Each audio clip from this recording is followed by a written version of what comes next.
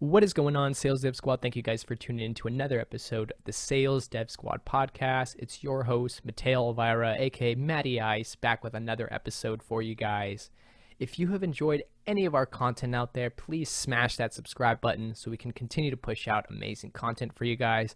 I definitely would appreciate it. And if you have any feedback on how we can create exciting content, more interesting content, or any suggestions at all, please leave that in the comments below so we can just continue to push out content that's relevant for you guys.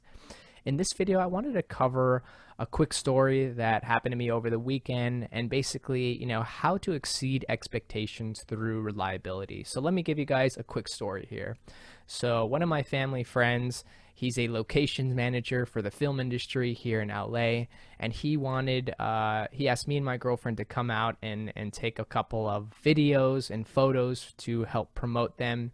He was working on a show called Perry Mason, and they just wanted to show that their union was wearing their masks, that they were excited to get back to work, and essentially help promote the award that they're being considered for the TV show that they worked on. And so it was a simple ask, pretty much a kind gesture of him to ask of me to go out there and take a few photos for them. And again, the way I sort of think about things is, even if it's the smallest little task that I'm asked to do, I'm always going to go above and beyond to exceed your expectations, because I want to show you that I'm reliable, I'm willing to work hard, but it just speaks on my character and my work ethic, and that's something that I've always prioritized. And so if we really think about it, right,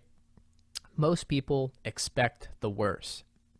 It's a defense mechanism, right? It's hard to trust people. I'm sure that my friend, he assumed that I didn't know anything about taking photos, which I'm still kind of learning. I'm not a pro by any means. I'm sure that my family friend, he thought that I might be late, and maybe that's why he told us to come 30 minutes before anyone else would have come, right? It's just sort of innate, right? They are looking out for themselves, and so they're always going to basically provide like a cushion, so to speak, right? And that's just relevant for any career or any profession, right? People are always going to look after themselves because they want to look good in front of their boss, and they want to look good in front of their boss, and that person wants to look good in front of their boss, right? It's sort of this like cycle, right? And humans, we're innately selfish, right? We're always caring for ourselves first, right? If you're a parent, you're always going to prioritize, I like to think, you're always going to prioritize your family, right? Your kids over anything, because that's just your priority, and you have to prioritize that, or else, what else are you prioritizing, right? Totally just an example, right? But again, this idea of like empowering your boss, empowering your manager, right? Making them look good through your work, right? And it goes back to this sort of idea that I mentioned earlier, right? Embracing everything you do to the highest level of excellence you possibly can. Whether it's, hey, Mateo, you're starting as an SDR today, and all I want you to do is count popsicle sticks for me. Because that's what I was asked to do. And again, I know this is kind of a weird example, but if that was a task that was asked of me, even if it's just counting popsicle sticks, I'm going to go above and beyond what is asked of me, because I want to show them that I can be reliable, and I want to exceed expectations always, right?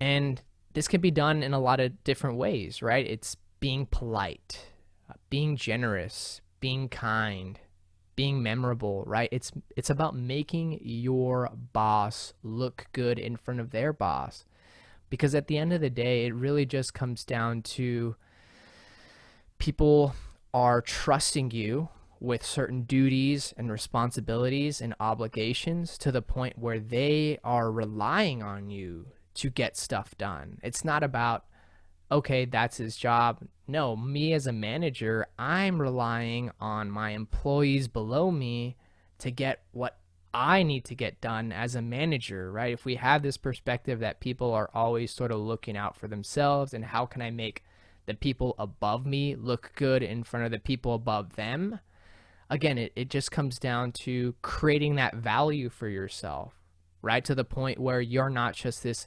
dispensable person that they can hire again, but that they rely on you. In fact, that their job cannot be done or will not be done properly because they rely on your skills and your excellence and your duties, right? And it's not really kissing ass, and I apologize for the language, but again, if you can make others look good, you will look great.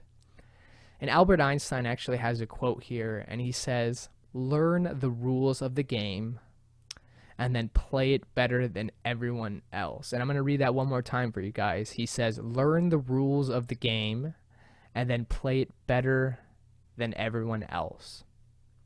And really what this video, what the main message is here, guys, is be as professional and reliable as quickly and effectively as possible. It'll speak volumes on your work ethic, on your character, right? You're not just looking out for yourself as an individual employee or an individual contributor. Again, you're trying to find ways to have people above you rely on you, or basically they need you. They need you and they value you because they know that you can handle it, because you've basically shown through previous opportunities that you've exceeded expectations and that you are a reliable person. And the more you can establish yourself as someone who can be consistently good in quality or performance and the ability to be trusted, those are the types of people that get promoted. Those are the types of people that get raises, right? Because at the end of the day, it's all about what the business needs, what the organization needs, what the boss needs.